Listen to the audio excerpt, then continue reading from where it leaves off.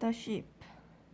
Caution, do not make the mixture any stronger or the will fall out and the animal will be naked. By gum, said George, how I'd love to walk in and slosh it all over old grandma and watch the ticks and and fleas go jumping off her. But I can't. I mustn't. So she'll have to drink it instead. He poured the bright red machine into the pot. The last bottle on the shelf was full of pale green pills. Pig pills, the label announced. 4 pigs with pork, prickles, tender tatters, bristle, blight, and swine sickness. Give 1 pill per day. In several 2 pills may be given, but more than that will make the pig rock and roll. Just the stuff, said the George, for the old pig back there in the house.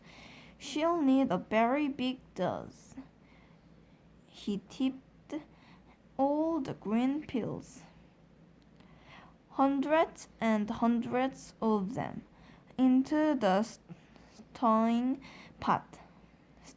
pot. There was an old stick lying on the bench that had been used for starring paint. George picked it up and started to stir his marvelous concoctions. The mixture was as thick as cream, and as he stirred many wonderful colors rose up from the depths and blended together. Pinks, blues, greens, yellows, and browns. George went on stirring until it was all well mixed. But even so, there were still hundreds of pills lying on the bottom that hadn't melted. And there was his mother's splendid powder stuff floating on the surface. I shall have to boil it all, George said. 1 good quick boil on the stove is all it needs. And with that,